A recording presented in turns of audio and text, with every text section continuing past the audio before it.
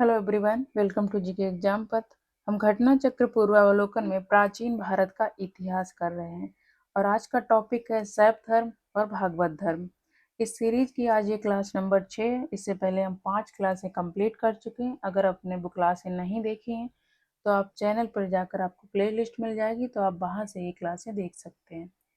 और क्लास देखने के बाद अगर आपको क्लास पसंद आए तो लाइक एंड शेयर कर देना और चैनल को सब्सक्राइब कर लेना। तो चलिए क्लास शुरू करते हैं।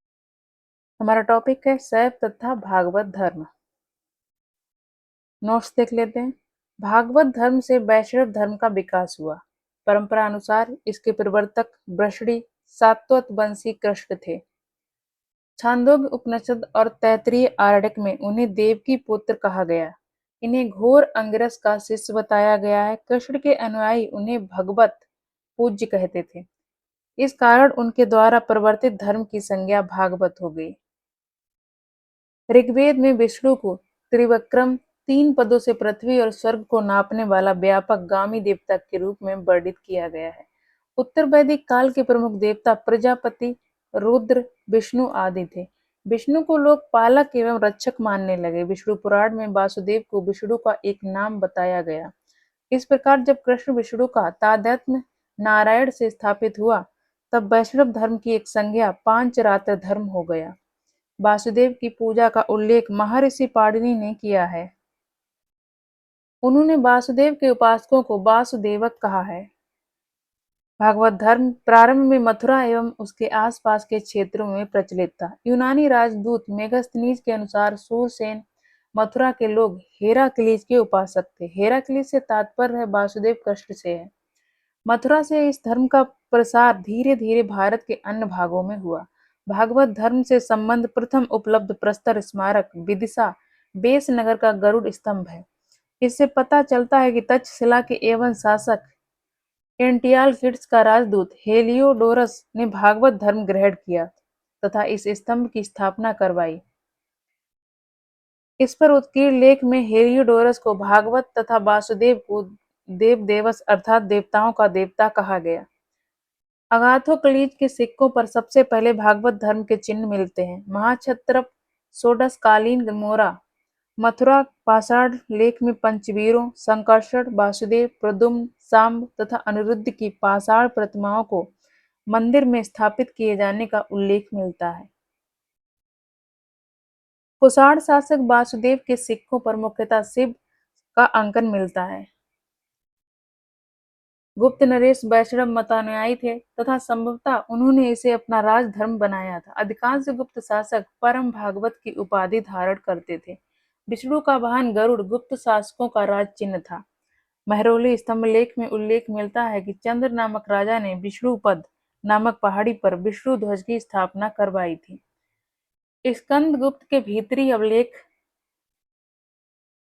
भीतरी स्तंभ लेख गाजीपुर में जो स्थित है में विष्णु की मूर्ति स्थापित किए जाने का उल्लेख है। जूनागढ़ शिलालेख से ज्ञात होता है कि चक्रपालित ने सुदर्शन झील के बांध की मरम्मत करवाई थी तथा झील के निकट विष्णु का एक मंदिर चक्रमृत बनवाया।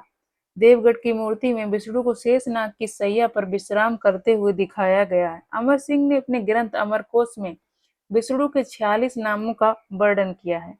बेंगी के पूर्वी चालुक्य शासक वैष्णव मतानुयायी थे। गुप्तों के समान ही उनका राज चिन्ह गरुड़ था। राष्ट्रकूट वंश के संरक्षण में एलोरा में दशावतार मंदिर का निर्माण हुआ।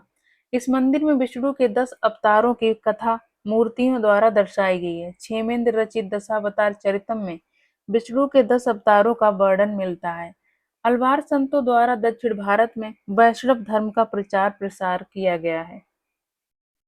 अलवार संतों की संख्या 12 बताई गई है। इनमें विशेष रूप से उल्लेखनीय है कि पोयगई, पोयकई, पुत्तत, भूतात, पे, तिरुमंगई, अंडाल, नम्मालवार आदि अलवार संतों में एकमात्र महिला साध्वी अंडाल थी। चोल काल में वैष्णव धर्म के प्रचार का कार्य अलवारों के स्थान पर आचार्यों ने किया। आचार परंपरा में प्रथम नाम नाथ मुनि का लिया जाता है। इन्होंने न्याय तत्व की रचना की। पुराणों में विष्णु के अवतारों की संख्या अलग अलग है। श्रीमद् भागवत पुराण के प्रथम स्कंद में 22 प्रमुख अवतारों का उल्लेख है। विष्णु के प्रचलित अवतार हैं मत्स्य, कूर्म अथवा कच्छप, वराह, नृसिंह, वामन, परशुराम, राम, कृष्ण, बुद्ध एवं कल्कि, जिन्हें कली भी कहते हैं। कल्कि अवतार भविष्य में होने वाला है। भगवान विष्णु ने दैत्यराज हिरण्याक्ष का वध करने के लिए 12 रूप धारण किया था तथा उसके चुंगल से धरती को छुड़ाया। पुराणों में वर्णन है कि भगवान विष्णु हाथ में तलवार लेकर श्वेत अश्व पर सवार होकर पृथ्वी पर अवतरित होंगे। भागवत अथवा पांचरात्र धर्म में वासुदेव कृष्ण की उपासना के साथ ही 3 अन्य व्यक्तियों की उपासना की जाती है। इनके नाम है संकर्षण, जिनका नाम बलराम है, वसुदेव और रोहिणी से उत्पन्न पुत्र, दूसरे प्रद्युम्न, कृष्ण और रुक्मिणी से उत्पन्न पुत्र, तीसरे अनिरुद्ध, प्रद्युम्न के पुत्र। इन चारों को चतुर्व्यूह की संज्ञा दी जाती है। वायु पुराण में इन चारों के साथ सांब, कृष्ण और जामवती से उत्पन्न पुत्र का उल्लेख मिलता है। भगवत संप्रदाय में नवधा भक्ति का विशेष महत्व। वैष्णव धर्म के प्रमुख आचार्य हैं रामानुज, मध्वाचार्य, वल्लभाचार्य, चैतन्य आदि। वैष्णव धर्म से संबंधित प्रमुख मंदिर, मंदिर और स्थान। जगन्नाथ मंदिर पुरी उड़ीसा में स्थित है। दशावतार मंदिर देवगढ़ उत्तर प्रदेश में। कंकाली देवी मंदिर तिंगबा मध्य प्रदेश में। विष्णु मंदिर एरड़ मध्य प्रदेश। द्वारकाधीश मंदिर मथुरा उत्तर प्रदेश। द्वारकाधीश मंदिर द्वारका गुजरात में स्थित है। नोट: तिगवा में कंकाली देवी मंदिर में भगवान विष्णु की प्रतिमाएं दीवार पर उकेरी गई हैं, इसलिए तिगवा विष्णु मंदिर के लिए भी प्रसिद्ध है। शिव से संबंधित धर्म को शैव धर्म कहा जाता है। शिव के उपासक को शैव कहा जाता है। शैव धर्म भारत का प्राचीनतम धर्म है। इसका संबंध प्रागैतिहासिक युग तक है। सिंधु घाटी के लोग शिव की पूजा करते थे। इसका प्रमाण मोहनजोदड़ो से प्राप्त एक मुद्रा है, जिस पर योगी की आकृति बनी है। योगी के सिर पर एक त्रिशूल जैसा आभूषण है तथा इसके 3 मुख हैं। मार्शल महोदय ने इसे शिव से संबंधित किया है। ऋग्वेद में शिव को रुद्र कहा गया है, जो अपनी उग्रता के लिए प्रसिद्ध है। रुद्र को समस्त लोकों का स्वामी वाजसनेयी संहिता के शतरुद्रीय मंत्र। अथर्ववेद में उन्हें पशुपति, भव, सर्व, भूपति आदि कहा गया है। पतंजलि के महाभाष्य से पता चलता है कि दूसरी सदी ईसा पूर्व में शिव की मूर्ति बनाकर पूजा की जाती थी। महाभाष्य में शिव के विभिन्न नामों का उल्लेख मिलता है। ये प्रमुख नाम है रुद्र, महादेव, गिरीश, भव, सर्व, त्र्यंबक आदि। कुषाण शासकों के सिक्कों पर शिव, वृषभ और त्रिशूल की आकृतियां मिलती हैं। उदयगिरी गुहालेख से पता चलता है कि चंद्रगुप्त द्वितीय के मंत्री वीरसेन ने उदयगिरी पहाड़ी पर एक शैव गुफा का निर्माण करवाया था। कुमारगुप्त प्रथम के समय में करमदंडा में शिवलिंग की स्थापना करवाई गई थी। गुप्तकाल में नचना कुठार में पार्वती मंदिर, भूमरा में शिव मंदिर का निर्माण करवाया गया था। चंदेल शासकों द्वारा खजुराहो का प्रसिद्ध कंदरिया महादेव मंदिर निर्मित करवाया गया। राष्ट्रकूटों के समय में इलोरा का प्रसिद्ध कैलाश मंदिर निर्मित कराया गया था। पल्लव काल में शैव धर्म का प्रचार प्रसार दक्षिण भारत में नैनारों द्वारा किया गया था। नैनार संतों की संख्या थी 63। इनमें त्रिज्ञान, संबदर, सुंदरमूर्ति, अप्पार आदि के नाम उल्लेखनीय हैं। इनके भक्ति गीतों को एक साथ देवाराम में संकलित किया गया। दक्षिण भारत में चोल शासक शिव के अनन्य उपासक थे। चोल शासक राजाराज प्रथम ने तंजौर में बृहदेश्वर अथवा राजराजेश्वर मंदिर का निर्माण करवाया था। कुलोत्तुंग द्वितीय एक कट्टर शैव था।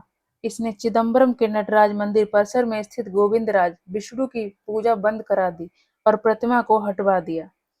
शैव धर्म से संबंधित देश के विभिन्न भागों में स्थित 12 ज्योतिर्लिंग हैं। सोमनाथ, नागेश्वर द्वारका के समीप है ये। केदारनाथ, काशी विश्वनाथ वाराणसी में स्थित है। वैद्यनाथ, महाकालेश्वर ये उज्जैन में है। ओंकारेश्वर मध्य प्रदेश में। भीमाशंकर पुणे में। त्र्यंबकेश्वर नासिक में। गृषडेश्वर घुश्मेश्वर ये महाराष्ट्र में है। मल्लिकार्जुन आंध्र प्रदेश में। रामेश्वरम ये तमिलनाडु में है। वामन पुराण में शैव संप्रदाय की संख्या 4 बताई गई। ये हैं शैव, पाशुपत, कापालिक एवं कालामुख। पाशुपत संप्रदाय की उत्पत्ति ईसा पूर्व 2री शताब्दी में हुई थी। पुराणों के अनुसार इस संप्रदाय के अनुयायी लकुलिश को शिव का अवतार मानते हैं। कापालिक संप्रदाय के उपासक भैरव को शिव का अवतार मानकर उनकी उपासना करते थे। इस मत के अनुयायी सूरा का सेवन करते हैं एवं मांस खाते हैं, शरीर पर शमशान की भस्म लगाते हैं तथा हाथ में नरमुंड धारण करते हैं। भवभूति के मालती माधव नाटक से पता चलता है कि श्रीशैल नामक स्थान कापालिकों का प्रमुख केंद्र था। शैव धर्म का ही एक संप्रदाय लिंगायत अथवा वीर शैव था। इसका प्रचार 12वीं शताब्दी में दक्षिण भारत में व्यापक रूप से हुआ। बसव को इस संप्रदाय का संस्थापक माना जाता है।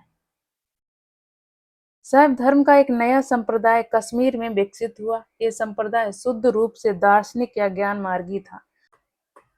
नाथ पंथ संप्रदाय मत्स्येंद्र नाथ ने चलाया। इसमें शिव को आदिनाथ मानते हुए 9 नाथों का दिव्य पुरुष के रूप में मान्यता प्रदान की गई।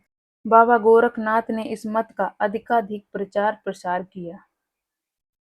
शैव धर्म से संबंधित प्रमुख मंदिर। राजराजेश्वर मंदिर, यह तंजौर में स्थित, वर्तमान तंजावुर तमिलनाडु में। शिव मंदिर भूमरा मध्य प्रदेश, नटराज मंदिर चिदम्बरम तमिलनाडु, विरूपाक्ष मंदिर हम्पी कर्नाटक, काशी विश्वनाथ मंदिर वाराणसी उत्तर प्रदेश। शाक्त संप्रदाय के लोग शक्ति को इष्ट देवी मानकर पूजा करते थे। शैव धर्म के साथ शाक्त धर्म का घनिष्ठ संबंध रहा है। सैंधव सभ्यता में मातृ देवी की उपासना प्रचलित थी। मातृ देवी स्त्री आकृति की अनेक मूर्तियां खुदाई में प्राप्त हुई हैं। वैदिक साहित्य से सरस्वती, अदिति, उषा, श्री, लक्ष्मी आदि देवियों के विषय में सूचना मिलती है। देवी महात्म्य मार्कंडेय पुराण का एक अंश है। देवी की उपासना को कई परंपराओं में मुख्यतः शांत या सौम्य रूप और उग्र या प्रचंड रूपों में समझाया जाता है। कुछ परंपरागत केंद्रों में कामना और वरता प्रदान जैसे कामाख्या रूप की भी चर्चा मिलती है। सौम्य रूप की प्रतीक उमा, पार्वती, लक्ष्मी आदि हैं। उग्र रूप की प्रतीक चंडी, दुर्गा, भैरवी, कपाली आदि हैं।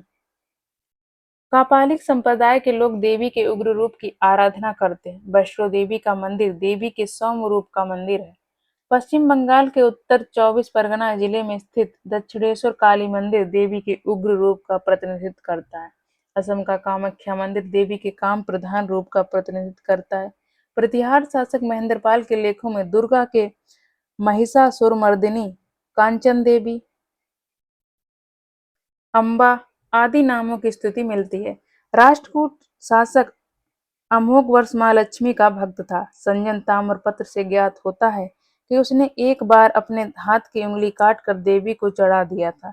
श्री हर्ष ने अपने ग्रंथ नैषधीय चरित में सरस्वती मंत्र की महत्ता का प्रतिपादन किया। संप्रति शाक्तोपासना के 3 प्रमुख केंद्र हैं। ये हैं कश्मीर, कांची तथा असम स्थित कामाख्या। असम स्थित कामाख्या कौल मत का प्रसिद्ध केंद्र है।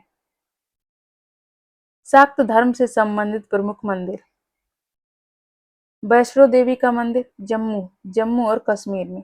विंध्यवासिनी देवी का मंदिर विंध्याचल उत्तर प्रदेश। 64 योगिनी का मंदिर मुरैना मध्य प्रदेश। पार्वती मंदिर नचना कठार मध्य प्रदेश। कामाख्या मंदिर गुवाहाटी असम। दक्षिणेश्वर काली मंदिर उत्तर 24 परगना पश्चिम बंगाल। अब हम क्वेश्चन कर लेते हैं। क्वेश्चन नंबर 1, प्राचीन भारत के विश्वोत्पत्ति विषयक धारणाओं के अनुसार 4 युगों के चक्र का क्रम इस प्रकार है। राइट आंसर ऑप्शन सी, कृत, त्रेता, द्वापर और कली। प्राचीन भारत की विश्वोत्पत्ति विषयक धारणाओं के अनुसार 4 युगों के चक्र का क्रम इस प्रकार है। कृत, जिसे सतयुग कहते हैं, त्रेता, द्वापर एवं कलयुग।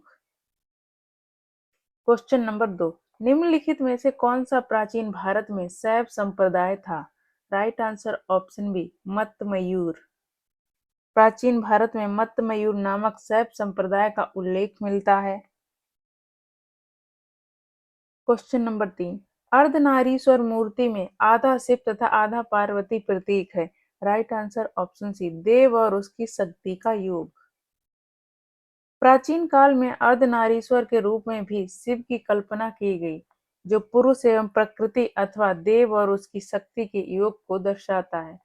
शिव और पार्वती की संयुक्त मूर्तियां गुप्त युग में और उसके परवर्ती युग में विशेष रूप से उकेरी गई हैं। इसी संयोग का वर्णन कालिदास ने कुमार संभवम में अत्यंत यत्न पूर्वक किया है। शिव और पार्वती का परस्पर इतना तादात्म्य हुआ है कि दोनों की सन्निहित मूर्ति अर्धनारीश्वर के रूप में समाज में चल पड़ी। क्वेश्चन नंबर 4, नैनार कौन थे? राइट आंसर ऑप्शन ए सैव। नैनार संतों की संख्या वो थी 63। पूर्व मध्यकाल में भक्ति भावना का प्रचार प्रसार मुख्यतः दक्षिण भारत में विशेषकर तमिल भाषी क्षेत्र में हुआ। तमिल भाषी क्षेत्र में भक्ति भावना को लोकप्रिय बनाने में दो संप्रदायों की प्रमुख भूमिका रही। भगवान विष्णु की उपासना करने वाले विष्णु भक्त अल्वार कहलाए और अल्वारों की संख्या थी ये थी 12। और शिव की उपासना करने वाले शिव के भक्त नैनार कहलाए ये 63 थी। इन्होंने ईश्वर के प्रति व्यक्तिगत प्रेम और समर्पण से मोक्ष प्राप्ति का मार्ग बताया और जाति प्रथा एवं इसकी कठोरता का विरोध किया। क्वेश्चन नंबर 5, नैनार कौन थे? राइट आंसर ऑप्शन बी शैव धर्मानुयायी। क्वेश्चन नंबर 6, निम्नलिखित में से कौन अल्वार संत नहीं था? Right answer option B Tirugnana. Poygai, Pudam एवं तिरुमंगई अल्वार संत थे जबकि तिरुज्ञान नयनार संत थे। क्वेश्चन नंबर 7, तमिलनाडु में वैष्णव धर्म का प्रचार अल्वार संतों द्वारा किया गया। अल्वार संतों में एकमात्र महिला साध्वी कौन थी? Right answer option D Andal. Alvar संतों द्वारा दक्षिण भारत में वैष्णव धर्म का प्रचार प्रसार किया गया। अल्वार संतों की संख्या 12 बताई गई। इन 12 संतों में एकमात्र महिला साध्वी अंडाल थी। क्वेश्चन नंबर 8, भागवत संप्रदाय के विकास में किसका देन अत्यधिक था? राइट आंसर ऑप्शन डी गुप्त। भागवत अथवा वैष्णव धर्म का चरमोत्कर्ष गुप्त राजाओं के शासनकाल में हुआ। गुप्त नरेश वैष्णव मतानुयायी थे तथा संभवतः उन्होंने इसे अपना राजधर्म बनाया था। अधिकांश गुप्त शासक परम भागवत की उपाधि धारण करते थे। विष्णु का वाहन गरुड़ गुप्तों का राज चिन्ह था। क्वेश्चन नंबर 9, भागवत धर्म के प्रवर्तक थे। Right answer option B Krishna. परंपरा अनुसार भागवत धर्म के प्रवर्तक वृषणी सात्वत वंशी कृष्ण थे, जिन्हें वासुदेव का पुत्र होने के कारण वासुदेव कृष्ण कहा जाता है। मूलतः मथुरा के निवासी थे। छांदोग्य उपनिषद में उन्हें देवकी पुत्र तथा घोर अंगिरस का शिष्य बताया गया। क्वेश्चन नंबर 10, निम्न में से किस ग्रंथ में सर्वप्रथम देवकी के पुत्र कृष्ण का वर्णन किया गया? Right answer option B Chandogya Upanishad. Question number 11, Vasudev Krishna की पूजा सर्वप्रथम किसने प्रारंभ की? राइट आंसर ऑप्शन ए भागवतों ने। वैष्णव धर्म का प्रारंभिक रूप भागवत धर्म के अंतर्गत देवकी पुत्र भगवान वासुदेव कृष्ण के पूजन में दर्शित होता है, जो संभवतः 6ठी सदी ईसा पूर्व के पहले स्थापित हो चुका था। वासुदेव जो कृष्ण का प्रारंभिक नाम था, पाणिनि के युग में प्रचलित था। उस युग में वासुदेव की उपासना करने वाले वासुदेवक भागवत कहे जाते थे। क्वेश्चन नंबर 12, निम्नलिखित में से किस देवता को कला में हल लिए प्रदर्शित किया गया है? Right answer option B Balram. भारतीय सांस्कृतिक परंपरा के अनुरूप कला में हल लिए कृष्ण के भाई बलराम को प्रदर्शित किया गया है। उन्हें हलधर के नाम से भी जाना जाता है। क्वेश्चन नंबर 13, भागवत संप्रदाय में भक्ति के रूपों की संख्या है? Right answer option C 9। Bhagavata संप्रदाय में मोक्ष प्राप्ति के लिए नवदा 9 भक्ति को मान्यता दी गई है। क्वेश्चन नंबर 14, हेलियोडोरस का बेसनगर अभिलेख संदर्भित है? राइट आंसर ऑप्शन डी केवल वासुदेव से। भागवत धर्म से संबंध प्रथम उपलब्ध प्रस्तर स्मारक विदिशा बेसनगर का गरुड़ स्तंभ है। इससे पता चलता है कि तक्षशिला के यवन शासक एंटियालकिड्स का राजदूत हेलियोडोरस ने भागवत धर्म ग्रहण किया तथा इस स्तंभ की स्थापना करवाई। इस पर उत्कीर्ण लेख में हेलियोडोरस को भागवत तथा वासुदेव को देव देवस अर्थात देवताओं का देवता कहा गया है। क्वेश्चन नंबर 15, भागवत धर्म से संबंधित प्राचीनतम अवलेखीय साक्ष्य है? आंसर है इसका ऑप्शन बी हेलियोडोरस का बेसनगर अभिलेख। क्वेश्चन नंबर 16, भागवत धर्म का ज्ञात सर्वप्रथम अवलेखीय साक्ष्य है? Right answer option C Besnagar का गरुड़ स्तंभ। क्वेश्चन नंबर 17, बेसनगर अभिलेख का हेलियोडोरस कहाँ का निवासी था? Right answer option B, Takshashila का। क्वेश्चन नंबर 18, विष्णु के किस अवतार को सागर से पृथ्वी का उद्धार करते हुए अंकित किया जाता है? राइट आंसर होगा इसका ऑप्शन सी, बरहा। भगवान विष्णु ने दैत्यराज हिरण्याक्ष का वध करने के लिए बारहा रूप धारण किया था तथा उसके चंगुल से धरती को छुड़ाया था। पौराणिक चित्रों में बारहा भगवान धरती को अपने दांतों के ऊपर संतुलित कर सागर से निकालते हुए दर्शाए गए हैं। इस अवतार में मानव शरीर पर बरहा का सिर और 4 हाथ हैं, जो कि भगवान विष्णु की तरह शंख, चक्र, गदा और पद्म लिए हुए दैत्य हिरण्याक्ष से युद्ध कर रहे हैं, अतः विकल्प सी सही उत्तर है। क्वेश्चन नंबर 19, भारत में आस्तिक और नास्तिक संप्रदायों में कौन सा विभेदक लक्षण है? राइट आंसर ऑप्शन सी, वेदों की प्रामाणिकता में आस्था। राममूर्ति पाठक भारतीय दर्शन की समीक्षात्मक रूपरेखा के अनुसार आस्तिक और नास्तिक संप्रदाय के वर्गीकरण का आधार कभी वेद प्रमाण में विश्वास रहा है तो कभी ईश्वर की सत्ता में विश्वास। परलोक की मान्यता भी इस वर्गीकरण का आधार रही है, किंतु वेद प्रमाण में विश्वास ही इस वर्गीकरण का सर्वसम्मत आधार बना। अर्थात आस्तिक संप्रदाय वे हैं जो वेदों की प्रामाणिकता को मानते हैं तथा नास्तिक संप्रदाय वे हैं जो वेदों की प्रामाणिकता को नहीं मानते, अतः विकल्प सी सही उत्तर है। क्वेश्चन नंबर 20, निम्नलिखित में से कौन मोक्ष के साधन के रूप में ज्ञान, कर्म तथा भक्ति को समान महत्व देता है? राइट आंसर ऑप्शन सी, भगवत गीता। गीता में ज्ञान, कर्म तथा भक्ति को समान महत्व दिया गया है। भगवत गीता में भगवान श्री कृष्ण के द्वारा निम्नलिखित श्लोक में इन तीनों का महत्व प्रतिपादित किया गया है। ये तु सर्वाणि कर्माणि मयि सन्न्यस मत् अनन्येनैव योगेन महा ध्यायन्त उपासते तैस्महं समुद्र मृत्यु संसार सागरात् भवामि भवामि न चिरात् मय्या बेसति चेतसाम्। श्लोक के माध्यम से कर्म, भक्ति तथा ज्ञान की महत्ता को प्रतिपादित किया गया है, जबकि अद्वैत वेदांत में आदि शंकराचार्य ने केवल ब्रह्म को सत्य माना है, ईश्वर को नहीं। वेदांत में केवल भक्ति की प्रधानता है। विशिष्टाद्वैतवाद वेदांत में भी केवल भक्ति को महत्व दिया गया है। मीमांसा केवल कर्म का प्रतिपादन करता है। क्वेश्चन नंबर 21, अधोलिखित में से कौन एक गीता की मुख्य शिक्षा है? राइट आंसर ऑप्शन डी, निष्काम कर्मयोग।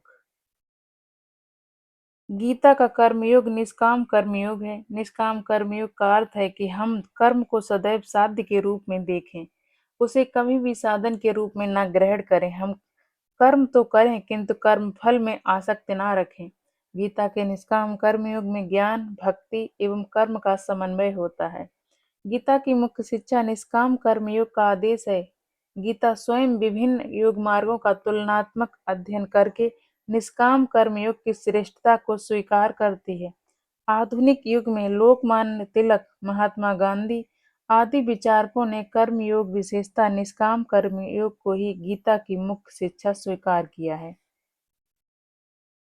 क्वेश्चन नंबर 22, भारतीय संस्कृति में निम्न में से किसे अनंग कहा गया? राइट आंसर ऑप्शन सी, काम। भारतीय संस्कृति में अनंग कामदेव को कहा जाता। कामदेव को हिंदू शास्त्रों में प्रेम और काम का देवता माना गया है, जिनकी पत्नी रति है। इनके अन्य नाम मार, कंदर्प, मनमथ आदि है। क्वेश्चन नंबर 23, निम्नांकित में से कौन प्रस्थानत्रयी में सम्मिलित नहीं है? Right answer option A, Bhagavat. Bhagavad Gita शामिल, उपनिषद शामिल और ब्रह्मसूत्र भी शामिल है। उपनिषद, ब्रह्मसूत्र और भगवत गीता को वेदांत के प्रस्थानत्रयी कहा जाता है, क्योंकि ये वेदांत के सर्व प्रमुख ग्रंथ हैं। इनमें भी उपनिषद मूल प्रस्थान है और शेष 2 अन्य पर आधारित माने जाते हैं। वेदांत के आचार्यों में जिन्होंने ब्रह्मसूत्र पर भाष्य अपने अपने वेदांत संप्रदायों की प्रतिष्ठा की है। उनमें आदि शंकराचार्य सबसे प्राचीन है। Question number 24। वह प्राचीन स्थल जहाँ 60,000 मुनियों की सभा में संपूर्ण महाभारत कथा का वाचन किया गया था। Right answer option D Naimisharanya. Uttar Pradesh के सीतापुर जनपद के नैमिषारण्य में 60,000 मुनियों का निवास माना जाता है। यहीं पर सूत गोस्वामी ने शौनक एवं अन्य मुनियों के समक्ष संपूर्ण महाभारत कथा का वाचन तब किया था जब वे यज्ञ संपन्न कर रहे थे। इसके पूर्व महाभारत कथा का वाचन वैशंपायन ने राजा जन्मेजय के लिए किया था। इसके पूर्व महाभारत कथा का वाचन वैशंपायन ने राजा जन्मेजय के लिए किया था। Question number 25। रामायण के किस कांड में राम और हनुमान की पहली भेंट का वर्णन है? राइट आंसर ऑप्शन ए किष्किंधा कांड में। रामायण के रचयिता वाल्मीकि थे। संस्कृत भाषा में रचित इस आदि काव्य में कुल 7 कांड अध्याय हैं। इसका चौथा कांड किष्किंधा कांड है, जिसमें राम और हनुमान एवं सुग्रीव के वानर शासक बनने का वर्णन है। Question number 26। कालिका पुराण किस धर्म से संबंधित है? राइट आंसर ऑप्शन बी शाक्त धर्म से। कालिका पुराण शाक्त धर्म से संबंधित है। कालिका पुराण को काली पुराण या सती पुराण भी कहा जाता था। यह हिंदू धर्म की शाक्तवाद परंपरा में प्रमुख उप पुराणों में से एक है। Question number 27। सूची 1 को सूची 2 से सुमेलित कीजिए तथा सूचियों के नीचे दिए गए कूट से सही उत्तर चुनिए। सूची 1 में देवता, सूची 2 पहचान। शिव से संबंधित है त्रिशूल, 2 हो गया। विष्णु से संबंधित चक्र, 1। गणेश से संबंधित रस्सी या फंदा, 4। सरस्वती की बीड़ा, 3। आंसर होगा 2 1 4 3। Right answer option B 2 1 4 3। Shiva, त्रिशूल, विष्णु, चक्र, गणेश, रस्सी या फंदा, सरस्वती, बीड़ा।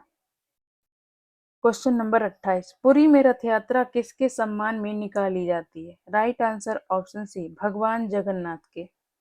प्रतिवर्ष आषाढ़ माह के शुक्ल पक्ष में उड़ीसा के पुरी में भगवान जगन्नाथ, कृष्ण, बलराम और सुभद्रा के सम्मान में रथ यात्रा निकाली जाती है। Question number 29। नासिक में कुंभ मेला निम्न में से किस एक नदी के तट पर लगता है? Right answer option D Godavari नदी। नासिक में प्रत्येक 12 वर्ष के अंतराल पर कुंभ मेला गोदावरी नदी के तट पर लगता है। कुंभ मेला नासिक के अतिरिक्त हरिद्वार में गंगा तट पर, प्रयागराज में गंगा और यमुना के एवं विलुप्त सरस्वती के संगम स्थल पर तथा उज्जैन में क्षिप्रा नदी के तट पर लगता है। Question number 30। नाथ पंथियों, सिद्धों और योगियों ने भक्ति धर्म को किस क्षेत्र में लोकप्रिय बनाया? राइट आंसर ऑप्शन ए उत्तर भारत। नाथ पंथियों, सिद्धों और योगियों ने भक्ति धर्म को उत्तर भारत के क्षेत्र में लोकप्रिय बनाया था। इन्होंने साधारण तर्क वितर्क का सहारा लेकर रूढ़वादी धर्म के कर्मकांडों तथा अन्य बनावटी पहलुओं और तत्कालीन समाज व्यवस्था की आलोचना की। इन्होंने संसार का परित्याग करने का समर्थन किया। इनके विचार से निराकार परम सत्य का चिंतन मनन और उसके साथ एक हो जाने की अनुभूति ही मोक्ष का मार्ग है।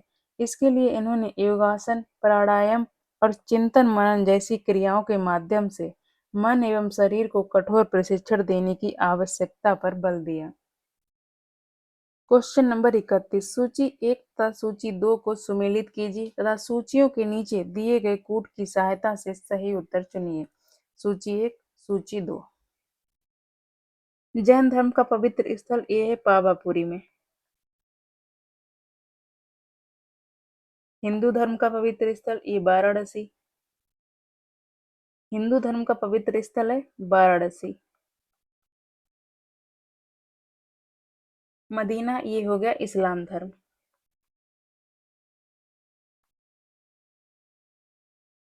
वेटिकन ये हो गया ईसाई धर्म।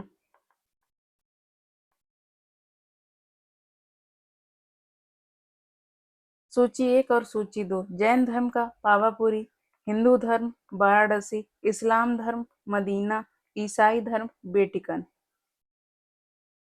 मदीना पश्चिमी सऊदी अरब के हिजाज क्षेत्र में स्थित शहर है। ये मक्का के बाद इस्लाम धर्म का दूसरा पवित्रतम शहर है। वेटिकन सिटी इटली में स्थित स्थलरुद्ध संप्रभु देश है। इसका कुल क्षेत्रफल मात्र 44 हेक्टेयर है, जो विश्व का सबसे छोटा जनसंख्या एवं क्षेत्रफल दोनों में स्वतंत्र देश है। ये रोम के बिशप, जिन्हें पोप भी कहा जाता है, के द्वारा शासित है। इसे रोमन कैथोलिक चर्च की राजधानी के रूप में भी जाना जाता है। पावापुरी बिहार राज्य में स्थित जैनियों का पवित्रतम तीर्थ स्थल है। जैन धर्म के संस्थापक महावीर स्वामी की मृत्यु 527 ईसा पूर्व में यहीं पर हुई थी। वाराणसी, जिसे बनारस के नाम से भी जाना जाता है, गंगा नदी के बाएं तट पर स्थित हिंदुओं का पवित्र तीर्थ स्थल है। ये प्राचीन काल से ही शिक्षा एवं संस्कृति का प्रमुख केंद्र रहा है। इसी के साथ हमारे ये पूरा टॉपिक कंप्लीट हो गया।